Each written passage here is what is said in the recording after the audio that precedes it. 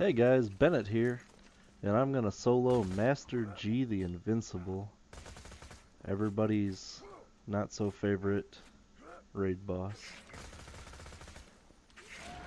Basically you can't do any damage to him while his shield's up, and you have to destroy these sandworms and then get him into the acid pool they drop so he'll absorb the acid, and then that will cause a debuff which will damage him over time and eventually kill him. Now, players can also absorb the acid pools, and if they don't get absorbed by either one of the players or Master G, they'll basically keep growing until they're out of control and damaging everything, and that's not good.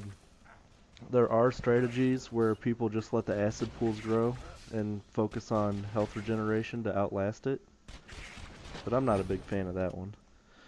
I'm using the Gunzerker's Fistful of Hurt to punch G in the dick and into the acid, and it works pretty good. This was actually a lot easier than I thought it was going to be. I was kind of worried it'd take me a few tries, but I got it on my second try. I'm slagging the worms with the Slagga and using the Unkempt Herald to do most of the damage. I also have the Ruby equipped so I can heal myself in a sticky situation, like right here. I start noticing my health go nuts.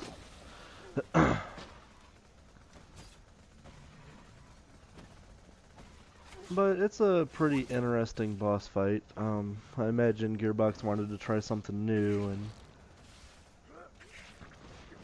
I mean, even when you get him to absorb acid and his shield drops, he has so much health that shooting him really isn't going to do much, and it's still better off just to keep on getting him to absorb acid pools to kill him.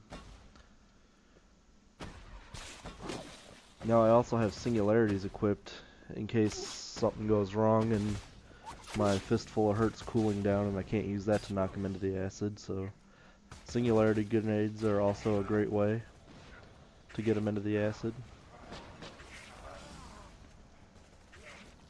The build I used focuses on survivability and then a Gunzerking cooldown, just to try and survive the acid attacks, Master G's tomahawks, and get him to absorb the acid.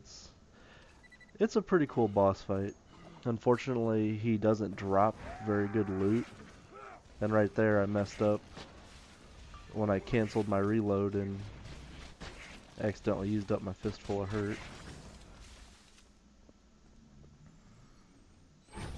And I kind of have a little trouble, well, not right here, but eventually I'll get into a little tight spot and have some trouble, but as you can see, he missed the acid pool, and it's growing. So I start using the Singularities to pull him into it.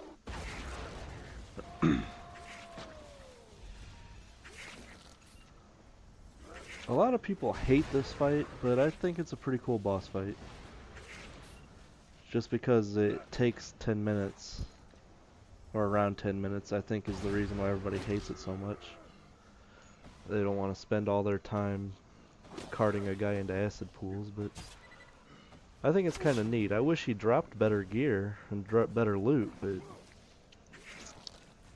unfortunately he don't. The Seraph items he drops are the Ahab rocket launcher, the Devastator pistol, and the Patriot sniper rifle. They're all Seraph weapons. And unfortunately, they're not very good. There are some uses for the Ahab I've seen, but nothing thrilling.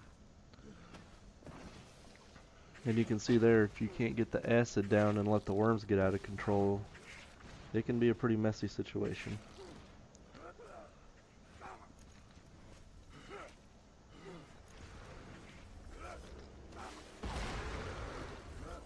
I think I'll stop the commentary there for a while and just let you guys enjoy the rest of the fight, and I'll be back towards the end.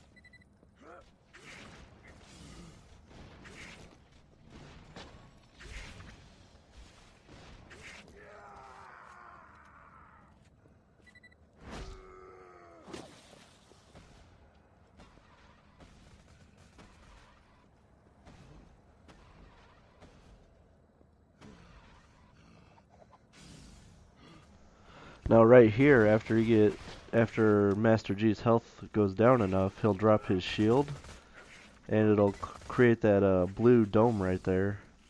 And whenever you're inside the blue dome, it causes a lot of health regeneration, so it's pretty cool to hang out in. You can regenerate your health. It won't be enough to save you from direct attacks from Master G or the worms, but if you're low on health or the acid's a little bit out of control, you can just hang out in that blue dome and it'll restore you up pretty quickly. It's pretty nice. And it's definitely nice because the later you are in the fight and the lower Master G's health is, the stronger his attacks are and the sandworms are. As you can see, his tomahawk knocked out a ton of my health right there.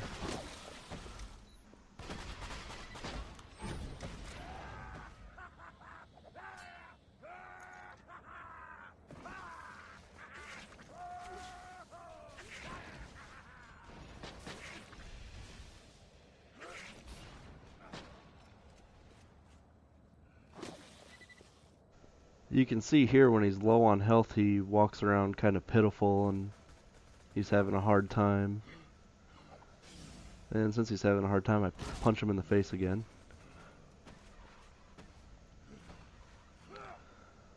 As you'll see here in a second, the lower his health is, his tomahawks do massive damage. I'm all the way full up, and right there I'm nearly dead with one tomahawk. If it wasn't for health gating, I'm sure those tomahawks would be one-hit kills easy.